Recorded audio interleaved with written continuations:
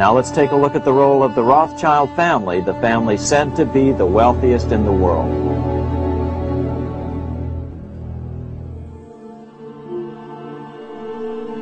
Money is the god of our time, and Rothschild is his prophet. Heinrich Heine. The mythology surrounding the Rothschilds' wealth and power is 2 centuries old. The resulting mythology has proved almost as long-lived as the firm of N.M. Rothschild and Sons itself. Ever since the second decade of the 19th century, there has been speculation about the origins and extent of the family's wealth, about their political influence, not only in the 5 countries where there were Rothschild houses, but throughout the world, about their Judaism. The 5 Rothschild houses constitute an early version of what later became known as the multinational. Perhaps the most important point to grasp about this multinational partnership is that for most of the century between 1815 and 1914, it was easily the biggest bank in the world. Strictly in terms of their combined capital, the Rothschilds were in a league of their own until, at the earliest, the 1880s. The 20th century has no equivalent. Because they were so rich, the Rothschilds could plainly claim a material equivalence with the European aristocracy. They relished the sense that they were sans pareil. In this sense, phrases like kings of the Jews, which contemporaries applied to them, contained an important element of truth. That was exactly the way the Rothschilds saw and conducted themselves.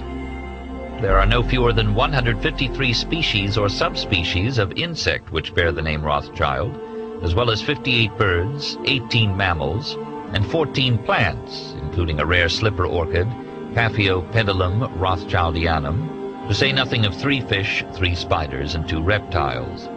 The family's almost equally recurrent enthusiasm for the pleasures of the table has also bestowed the name on a soufflé and a savory, prawns, cognac, and Gruyere on toast. There are towns and numerous streets named after members of the family in Israel, Rothschild-owned vineyards at Mouton and Lafitte whose wines are drunk the world over, numerous Rothschild-built houses from the Vale of Aylesbury to the Riviera, and there is even a Rothschild island in the Antarctic. At the same time, the Rothschilds energetically pursued and acquired decorations, titles, and other honors, securing the ultimate prize, an English peerage, in 1885. The 3rd generation also threw themselves into hunting and horse racing, those quintessentially aristocratic pastimes. They also extended their patronage to include writers, Benjamin Disraeli, Honoré de Balzac, and Heinrich Heine, musicians, notably Frédéric Chopin and Gioacchino Rossini, as well as architects and artists. In more ways than one, they were the 19th century's Medicis. From the very earliest days, the Rothschilds appreciated the importance of proximity to politicians, the men who determined not only the extent of budget deficits, but also the domestic and foreign policies which so influenced the financial markets.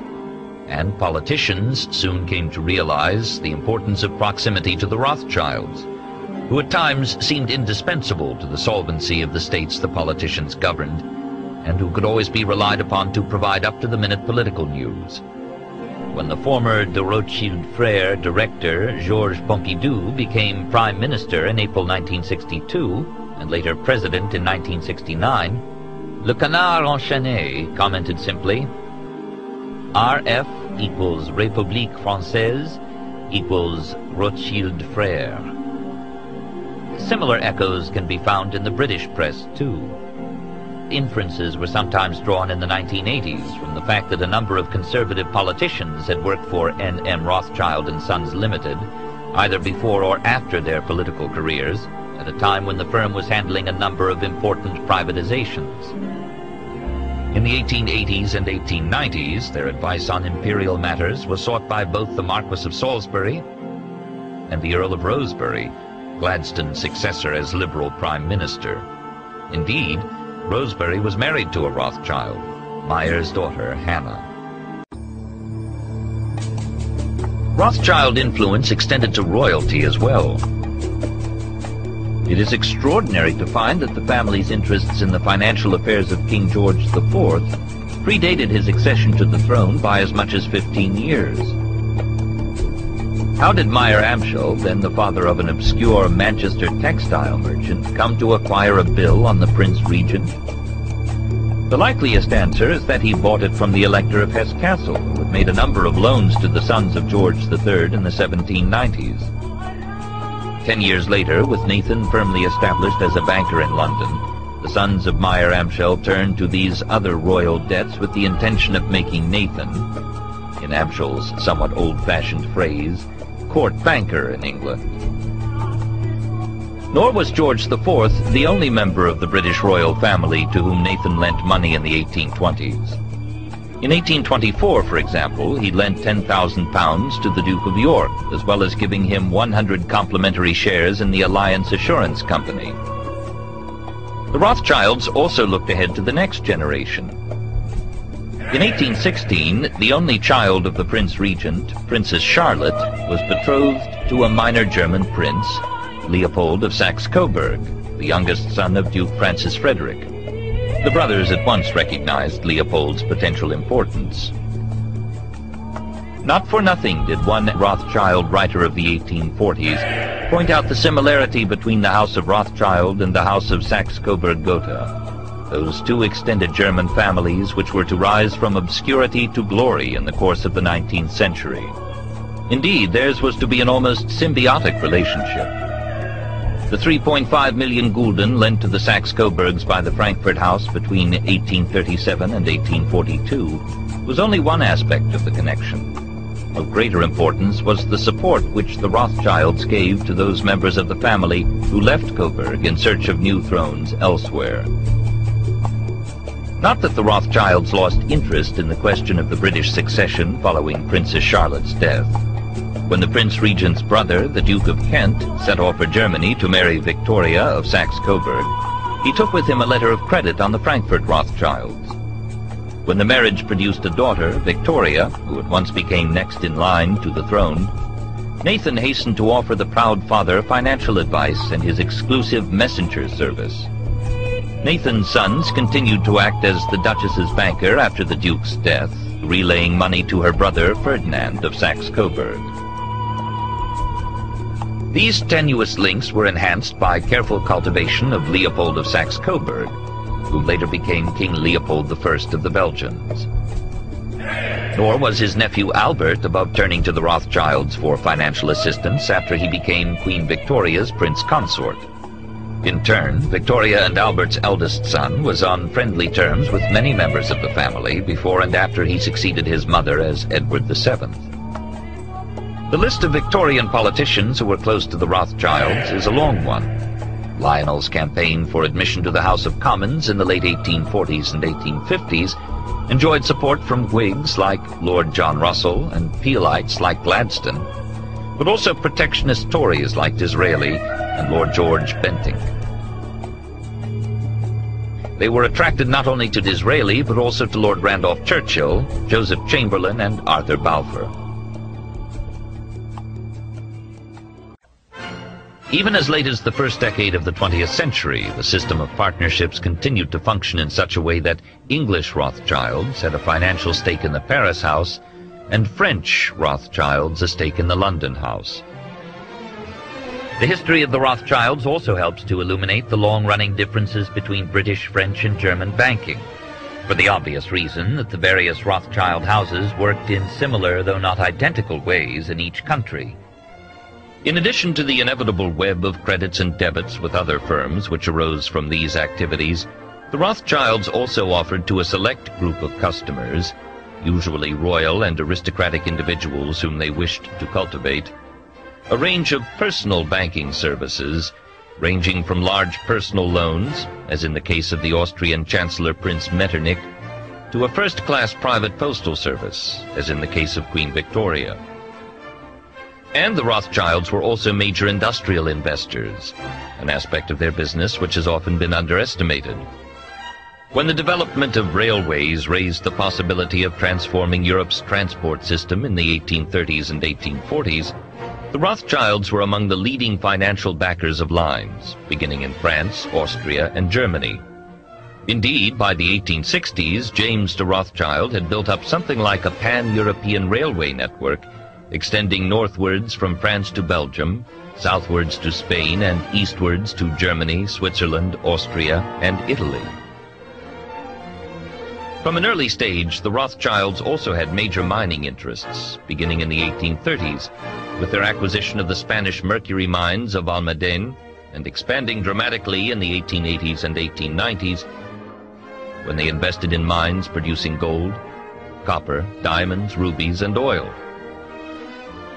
Like their original financial business, this was an authentically global operation extending from South Africa to Burma, from Montana to Baku. Unlike modern multinationals, however, this was always a family firm, with executive decision-making strictly monopolized by the partners, who, until 1960, were exclusively drawn from the ranks of male Rothschilds. There are numerous apocryphal business maxims attributed to the Rothschilds. For example, to hold a third of one's wealth in securities, a third in real estate, and a third in jewels and artworks. To treat the stock exchange like a cold shower, quick in, quick out, or to leave the last 10% to someone else. The economic history of capitalism is therefore incomplete until some attempt has been made to explain how the Rothschilds became so phenomenally rich. All 19th century states ran budget deficits, and some almost always did. And it was war and the preparation for war which generally precipitated the biggest increases in expenditure. For it was by lending to governments, or by speculating in existing government bonds, that the Rothschilds made a very large part of their colossal fortune. The answer lies in the way these investments were carried out. Only a few years previously, Meyer-Amschel had been arranging payments of some 620,000 gulden from the Elector to Austria to pay for troops and horses in the 1809 campaign against France. Shortly after Meyer-Amschel's death, his son Amschel was advancing 255,000 gulden to purchase horses for the French army. He simply backed both sides. Such a strategy has obvious attractions, and it was to become a frequent Rothschild gambit in the decades ahead. Amschel was only half joking when he wrote, urging Solomon, "Do your stuff. Make the Frankfurt house richer by 1,000,000 francs, the Paris house richer by 1,000,000 louis d'or, and the London house richer by 1,000,000 pounds, and you'll be awarded the Order of the Grande Armée." Such transactions probably accounted for the lion's share of the profits the Rothschilds made in this decisive period. In June 1814, Harris listed the payments they had so far made to Prussia, Austria, the French king, and the British army. Including money that had not yet been disbursed, the total was 12.6 million francs, and more was to come. By now, the markets were tending to follow the Rothschild lead. As Karl noted, "When we buy, everybody buys." This reflected the widespread belief that the Rothschilds were acting on behalf of the English government, and that this was being done in order to force the rate of the pound sterling up, and that we succeeded very well in doing so. But now, let's return to Napoleon, because nothing else in history more aptly demonstrates the ingenuity of the Rothschild family than their control of the British stock market after Waterloo. In 1815, a year after the end of the War of 1812 in America, Napoleon escaped his exile and returned to Paris. Just as the brothers appeared to be losing the peace, Bonaparte's 100 Days plunged Europe back into war, restoring the financial conditions in which the Rothschilds had hitherto thrived. This time, not only Russia and Prussia, but the previously aloof Austrians found they had little option but to accept payment from the Rothschilds, as did a gaggle of other states, including Saxony, Baden, Württemberg, Bavaria, Saxe-Weimar, Hesse, Denmark, and Sardinia. Altogether, Harris's account with Nathan in 1815 amounted to £9,789,778. In this, the Rothschilds had invaluable accomplices in the Allied powers themselves, who naturally wished to pocket as much as they could before peace was signed and the subsidies ceased. As their father had taught them, the brothers were always careful to make their terms attractive not only to governments, but also to the individual officials with whom they were negotiating.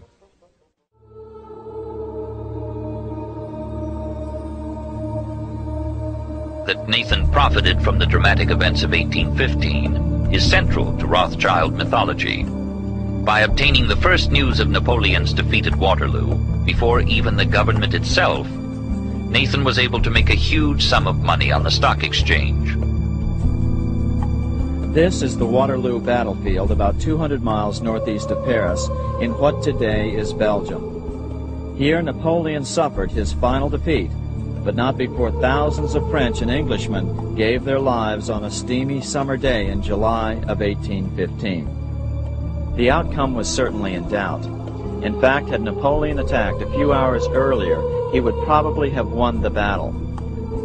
Rothschild stationed a trusted agent, a man named Rothworth, on the north side of the battlefield, closer to the English Channel.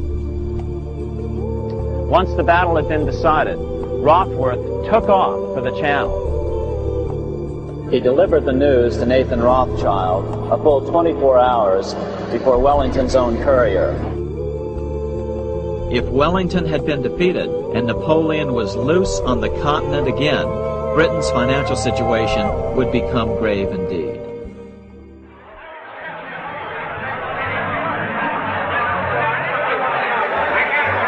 Too late, Mr. Rothschild. You backed the wrong horse this time. Rothschild, you've lost your luck.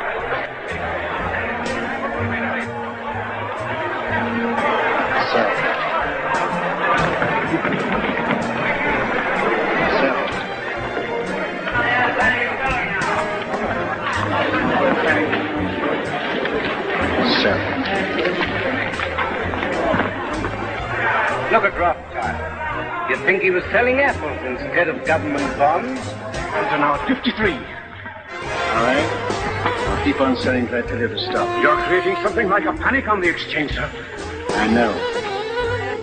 Other nervous investors saw that Rothschild was selling. It could only mean one thing. Napoleon must have won, Wellington must have lost. The market plummeted. Soon everyone was selling their consols, their British government bonds, and prices dropped sharply.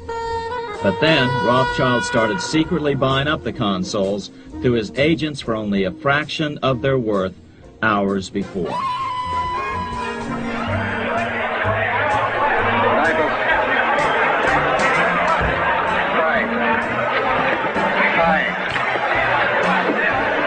Yes, Guy. Have you had any news? What do you think about this rumor? I don't listen to rumors, Mr. Baring. You hear what they say? Wellington defeated. You mind telling me what you're going to do? I have no objection to all London knowing what I'm going to do. I'm fine. What's even more interesting about this story is that some authors claim that the day after the Battle of Waterloo, in a matter of hours, Nathan Rothschild came to dominate not only the bond market, but the Bank of England as well. Whether or not the Rothschild family seized control of the Bank of England, the first privately owned central bank in a major European nation and the wealthiest, one thing is certain. By the mid-1800s, the Rothschilds were the richest family in the world, bar none. They dominated the new government bond markets and branched into other banks and industrial concerns.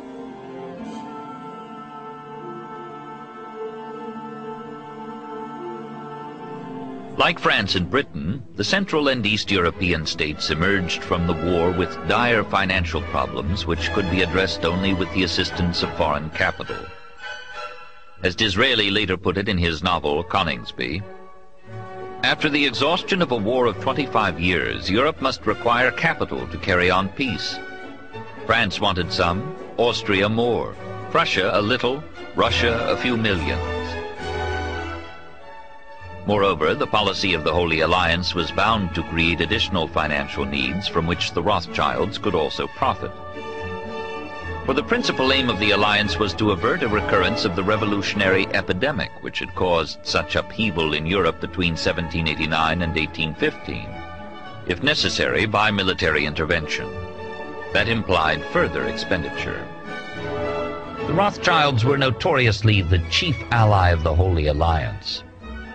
To the German writer Ludwig Werner, they were the nation's worst enemies, They have done more than any to undermine the foundations of freedom, and it is unquestionable that most of the peoples of Europe would by this time be in full possession of liberty if such men as Rothschild did not lend the autocrats the support of their capital. Moreover, the Rothschilds were also, as Bürne said, lending money to establish Greece as an independent monarchy, which had been another liberal goal of the 1820s. Indeed, they even appeared to be in a position to influence the decision as to which prince would become the new Greek king. It therefore made more sense to argue that the Rothschilds were beginning to supplant rather than merely shore up the European monarchies. The first major post-war loan which the brothers succeeded in making was to Prussia, which had ended the Napoleonic period with a debt burden of around $188 million and continued to run large deficits in 1815, 1816, and 1817. The size of the floating debt reached $20 million by the autumn, and the government began to contemplate raising a loan in London. Banking, the third Lord Rothschild once remarked, consists essentially of facilitating the movement of money from point A, where it is, to point B, where it is needed. All banks have histories, though not all have their histories researched and written. Only the Rothschilds, however, have a mythology. The world's bankers. The Rothschilds are the wonders of modern banking. We see the descendants of Judah, after a persecution of 2,000 years, peering above kings, rising higher than emperors, and holding a whole continent in the hollow of their hands. The Rothschilds govern a Christian world. Not a cabinet moves without their advice.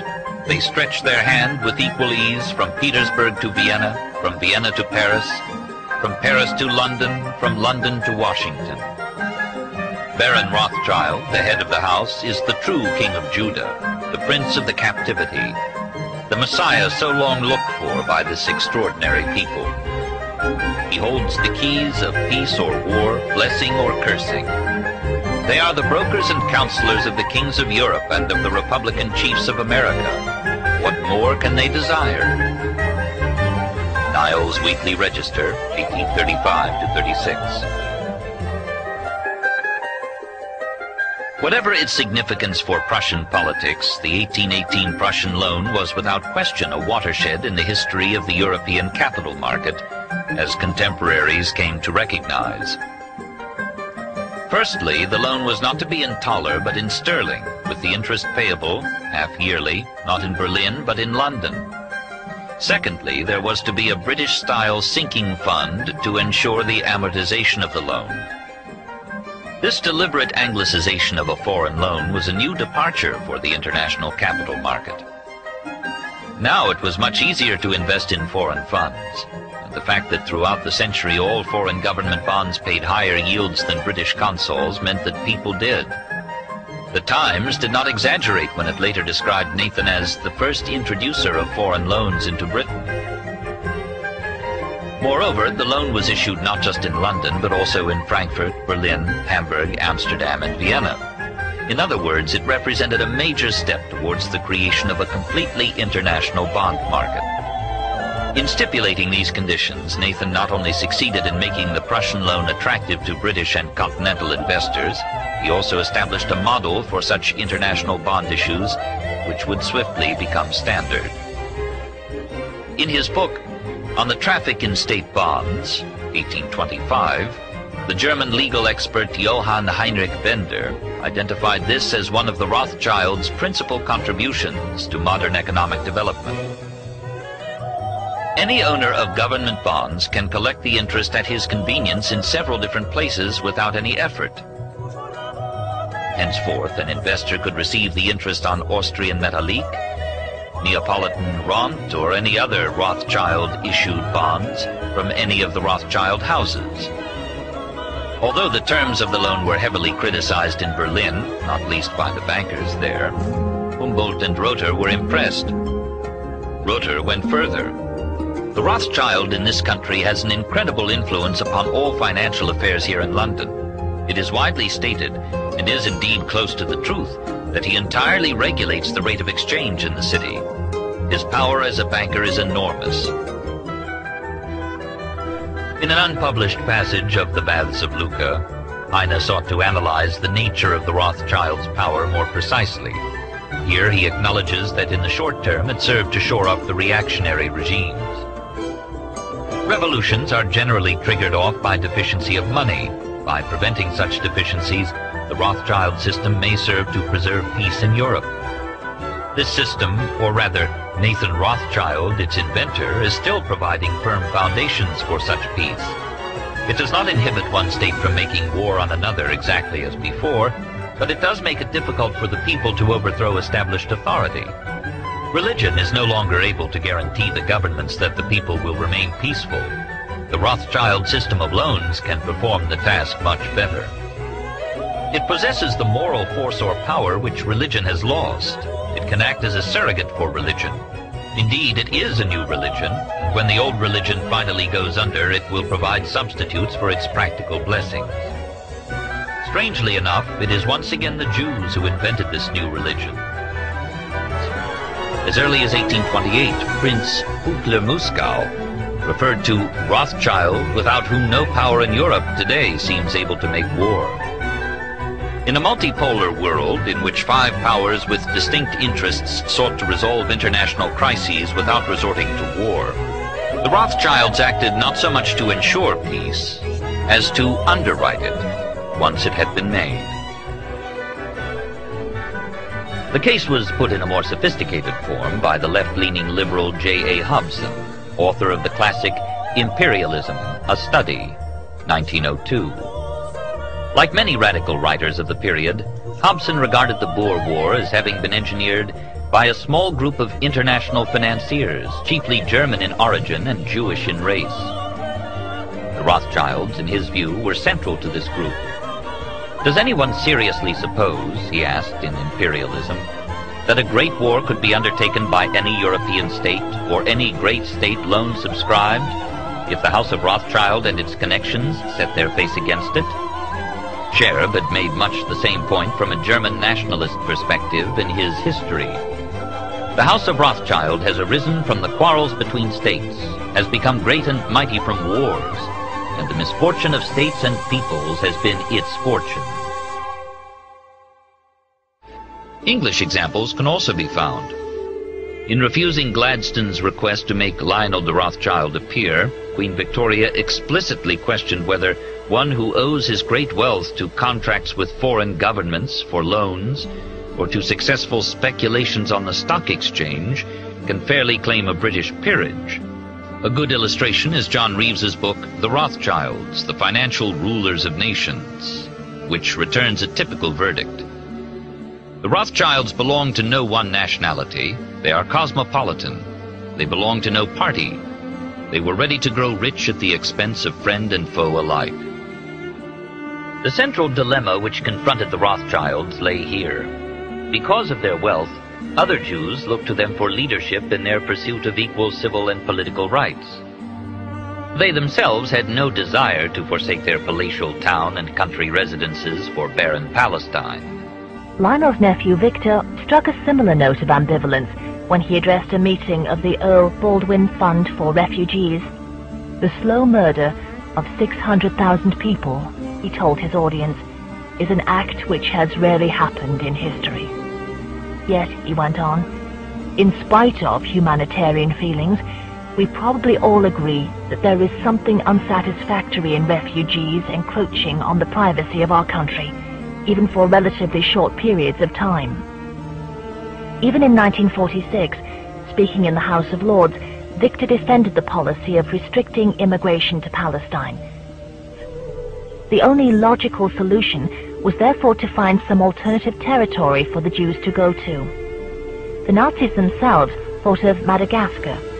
At around the same time, the Paris House forwarded to Newcourt a proposal to purchase 200,000 acres of Brazil's Mato Grosso, and another to settle Jews in Sudan's Upper Nile Valley.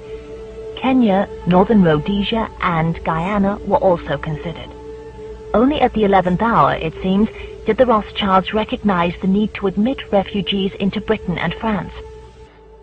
This was broadly the argument of the early Zionists like Theodor Herzl, who came to believe that the only solution to the Jewish question was indeed for the Jews to leave Europe and found their own Judenstaat. Herzl made a succession of attempts to win the support of the Rothschilds in the belief that they were about to liquidate their vast capital as a response to anti-Semitic attacks. But his 66-page address to the Rothschild Family Council was never sent, as he concluded from an initial rebuff that they were vulgar, contemptuous, egotistical people. The Rothschilds, he later declared, were a national misfortune for the Jews. He even threatened to liquidate them or to wage a barbaric campaign against them if they opposed him. If a Zionist could use such language in the 1890s, it is perhaps not surprising that the radical anti-Semites who flourished in the defeated states of Central Europe after the First World War did so too. A good example is Dietrich Eckart's address to all working people of 1919. The House of Rothschild owns 40 billion. They only need to administer their wealth to see that it is nicely placed. They do not need to work, at least not what we understand by work. But who provides them and their like with such an enormous amount of money? Who does this? You do it. Nobody but you. That's right. It is your money, hard-earned through care and sorrow, which is drawn as if magnetically into the coffers of these insatiable people. Another early National Socialist who cited the Rothschilds as examples of the Jewish problem he pledged to solve was Adolf Hitler. In an article in the Nazi Völkische Beobachter in May 1921, for example, he named them as one of a group of Jewish capitalists who controlled the socialist press.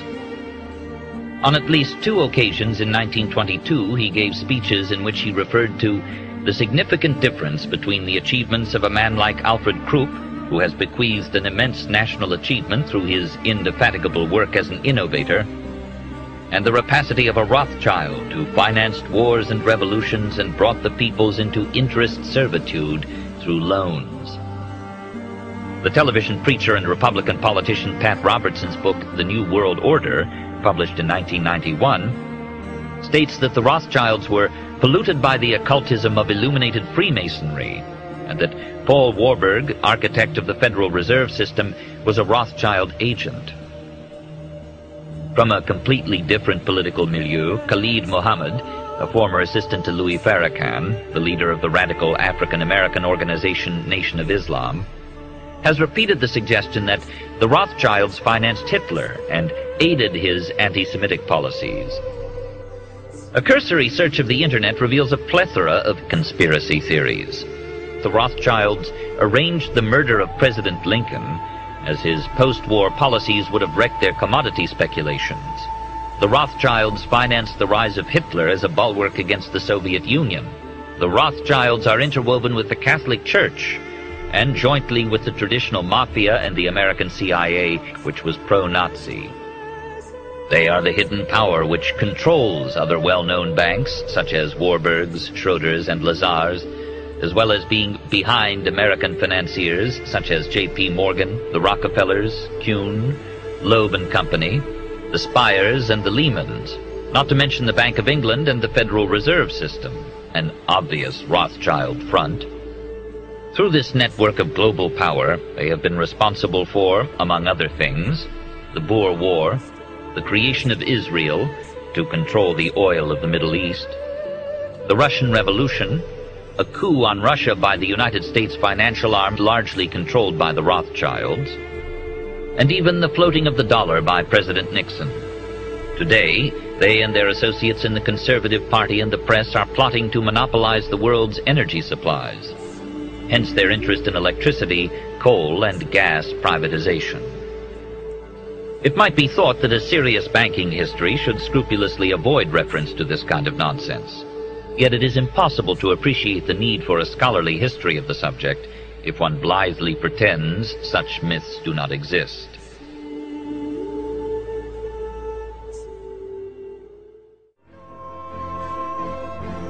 In 1823, the 12th, 13th, and 14th cantos of Byron's Don Juan were published in London at a time when their author was embroiled, fatally as it proved, in the Greek struggle for independence.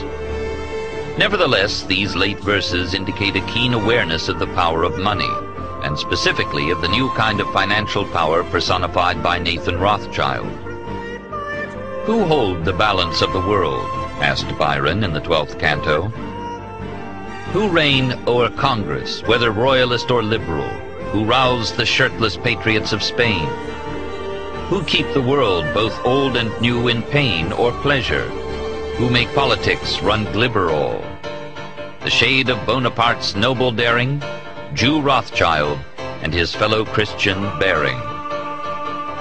To Byron, Rothschild and Baring were the true lords of Europe, whose every loan is not a merely speculative hit, but seats a nation or upsets a throne. Republics also get involved a bit.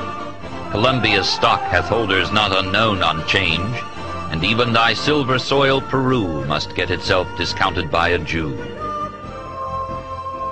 That Byron could suggest, even satirically, that Nathan Rothschild held, along with Alexander Baring, the balance of the world, requires some explanation. In April 1825, the market began to slide. The heaviest falls were experienced by British industrial securities and Latin American bonds. Such a severe asset price deflation was bound to bring a banking crisis in its wake. As it was, 73 out of 770 country banks failed. The country came within 48 hours of putting stop to all dealings between man and man except by barter. Much of the time, Nathan was a buyer or borrower of gold and silver. In December 1825, however, it was the other way round. The Rothschilds gave the bank their gold, supplying the old lady of Threadneedle Street with enough specie from the continent to avert a suspension of cash payments. Of course, Nathan would not have made such immense deliveries of gold without asking for a generous commission in return. The operation has to be seen as part of his campaign to establish himself as the dominant force in the London bullion market. The rescue of the bank was a remarkable achievement which owed everything to the international nature of the Rothschilds' operations. In effect, the brothers were establishing that system of international monetary cooperation which would later be performed routinely by central banks, and on which the gold standard came to depend. Increasingly, their position in the international bullion market was becoming as dominant as their position in the international bond market. Byron was therefore not far wide of the mark when he suggested in Don Juan that Baring and Rothschild reigned over both royalists and liberals, and that their loans could seat a nation or upset a throne. He erred only in regarding the two bankers as financial equals. In 1815 they had been. By 1825 they were not. If there was a sixth great power in the 1820s, it was no longer Baring's, but Rothschild's. At the same time, by dint of their size, the Rothschilds came to see themselves as bearing a degree of responsibility for the stability of the banking system as a whole. This explains their reluctance to see their rivals fail. In all this, the Rothschilds were increasingly beginning to think in a way fundamentally similar to that characteristic of central bankers. The central banks of England and France continued to be partly private institutions. In terms of their financial resources, they were in fact the only banks comparable with the Rothschilds, though of course they were national, where the Rothschilds were international, and the Rothschilds had no interest in resisting their monopolization of note issue. The relationships between the Rothschilds and the European central banks were thus almost always close and symbiotic. Of growing importance as a non-exclusive source of financial information and misinformation in this period was, of course, the press.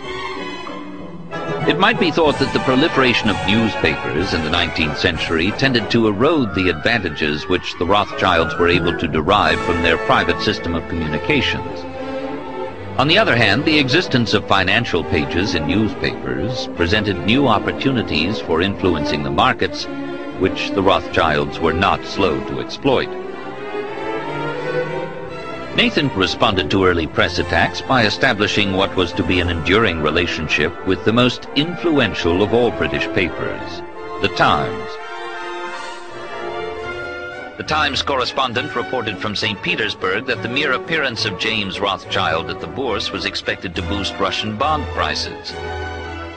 By the summer of 1825, therefore, the Rothschilds had succeeded triumphantly in establishing themselves as the leading specialists in European public finance. And not only European.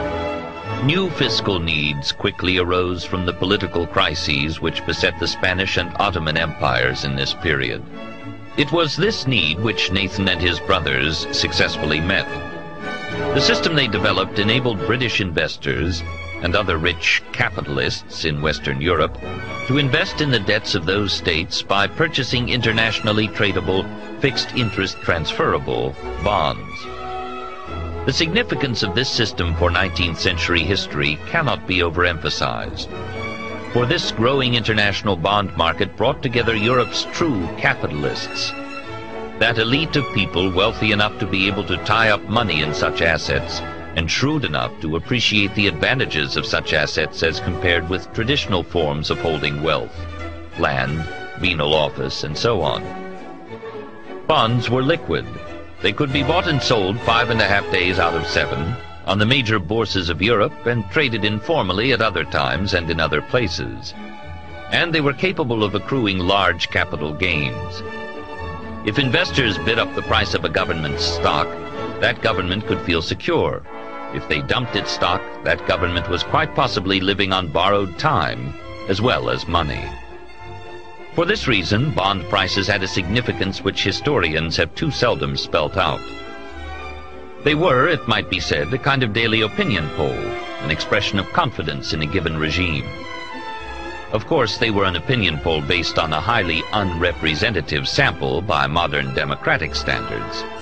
Only the wealthy, the capitalists, got to vote. These capitalists were thus to a large extent Europe's political class.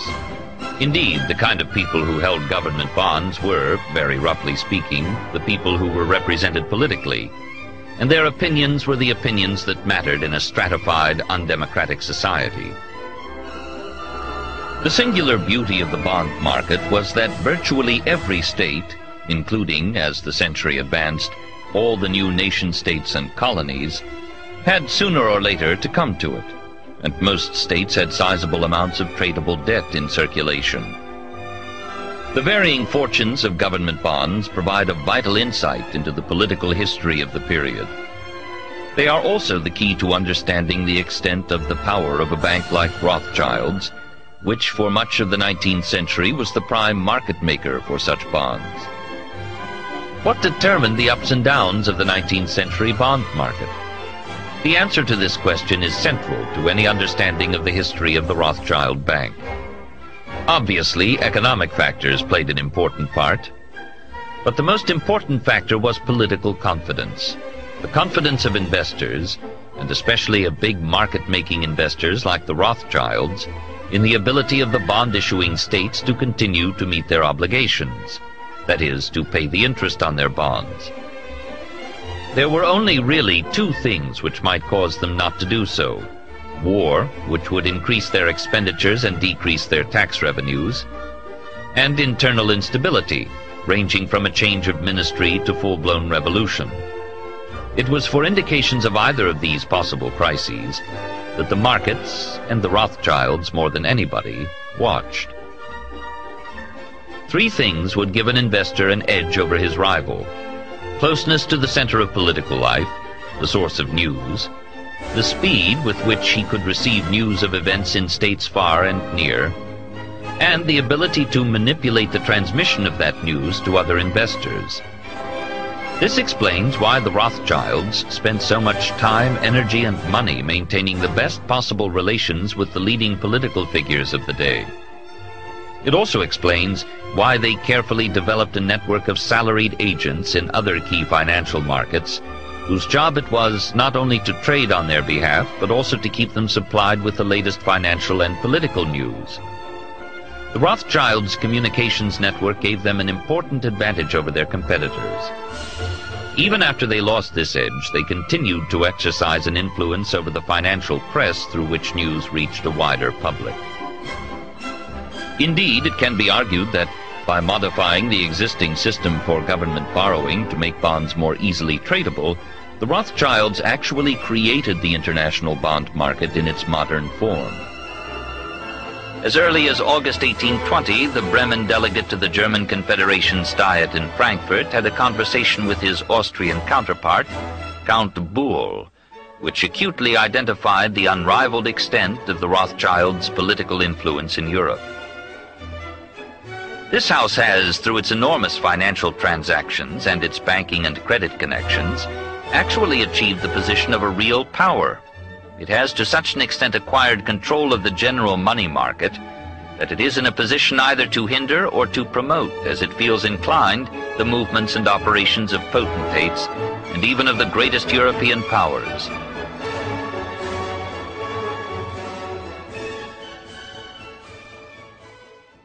In fact, the rest of the 19th century was known as the Age of the Rothschilds. They financed Cecil Rhodes, making it possible for him to establish a monopoly over the diamond and gold fields of South Africa. In America, they financed the Harrimans and railroads, the Vanderbilts in railroads and the press, and Carnegie in the steel industry, among many others. By 1850, James Rothschild, the heir of the French branch of the family, was said to be worth 600 million French francs, 150 million more than all the other bankers in France put together. He built this mansion called Ferrier, just east of Paris. Wilhelm I, on seeing it, exclaimed, "Kings couldn't afford this. It could only belong to a Rothschild." Another 19th century French commentator put it this way: "There is but one power in Europe, and that is Rothschild." By the end of the 19th century, one expert estimated that the Rothschild family controlled half the wealth of the world. Despite this overwhelming wealth, the family has generally cultivated an aura of invisibility. Although the family controls scores of industrial, commercial, mining, and tourist corporations, only a handful bear the Rothschild name. There is no evidence that their predominant standing in European or world finance has changed. A dynasty turns jet. Things were getting back to normal in 1945, but what, in family terms, was normalcy? The house at Hamilton Place, built by Leo, became one of London's most luxurious clubs. Another Rothschild residence in Kensington Gardens now constitutes the Soviet-Russian embassy. And in France, the Titanic manse at 2 Rue Florentin on the Place de la Concorde has gone the way of all Titanic manses. Talleyrand had lived there before Edouard de Rothschild moved in. When Edouard put it on the market, only one customer could afford the price: Uncle Sam. It became the European headquarters of the Marshall Plan, and today is tenanted by the United States mission to NATO and to European regional organizations. Henri de Rothschild's huge place at 33 Rue de Faubourg Saint-Honoré now houses the Cercle Interallié, a fancy international diplomatic club. On the same street, the United States Embassy has taken over number 41, built by the first Baron Edmond. The Rothschild monograms still crown the great portals of both houses. Last, not least, Ferrier, the crown jewel among Rothschild possessions. No one was rich enough to buy it, nor did the French branch want to part with such a symbol. Initially, a great deal of labor went into untangling the various pre-war debts on which countries like Chile and Hungary had defaulted. New issues, like the 1951 offering of £5 million of stock for the International Bank for Reconstruction and Development, usually known as the World Bank, had to be shared with other city houses. The old Rothschild predominance in the South African gold market had already been reasserted 3 years previously, when the international gold market reopened. Once again, the World Gold Prize was formally set in Newcourt's fixing room. Through a string of holding companies, Newcourt could now tap monumental lumber, power, mineral, particularly uranium, resources. And Winston Churchill, appreciative of the scale of the thing, termed it a grand imperial concept. After Antony's death, his two nephews, Edmund and Leopold, took over together with Antony's son, Evelyn. In addition, Evelyn sat on the boards of Beaverbrook newspapers, The Economist, and later the Telegraph plc. Edmund, the senior partner, struck out in still other directions, as owner and operator of the Royal Mint Refinery, as gold agent to the Bank of England, and as merchant banker extraordinary, consolidating still further Newcourt's position as a key bullion broker in the English Commonwealth, and laying the foundation for its present preeminent position in the Australian natural resources market. Rothschild Australia accounts for around a third of the N.M. Rothschild Group's profits.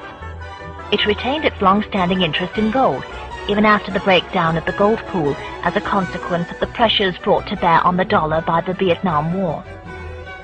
Above all, it was to the countries of the developing European Economic Community that the bank looked.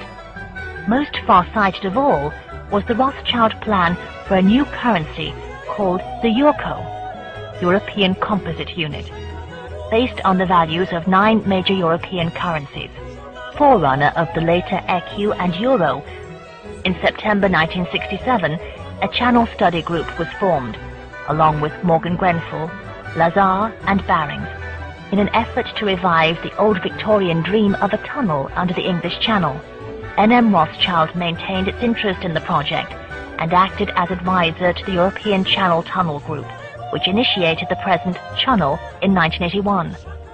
It was at around this time that Guy, the head of the Paris house, was being touted in some quarters as EEC Banker Rothschild. The French Rothschilds are richer still, and they have become richer faster since Baron Guy assumed the reins at the death of his father Edouard.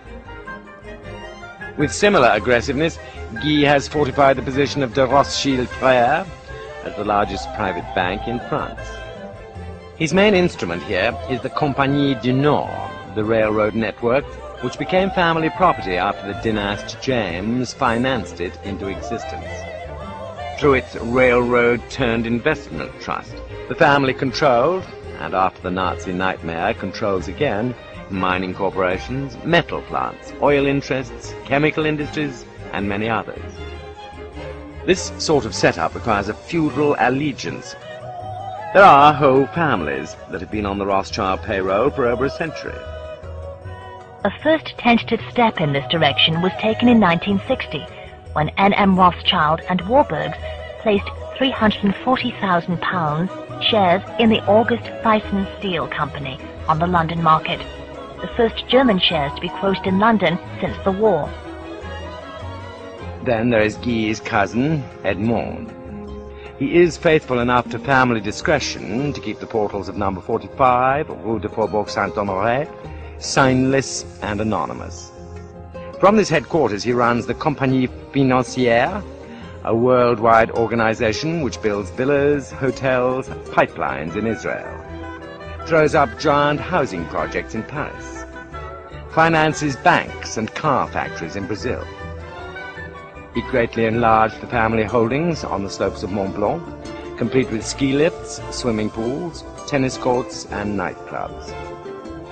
He also underwrites and develops not merely hotels, but entire new tourist regions in Martinique and Guadeloupe in the French Caribbean. With Lord Rothschild as partner, he is responsible for the flowering of Israel's luxury golf resort at Caesarea. Edmund James Rothschild Memorial Group contributed $1 million to the Weizmann Scientific Institute in Tel Aviv, gave $3 million towards the construction of the Knesset, and foots the bill for many of Israel's archaeological expeditions.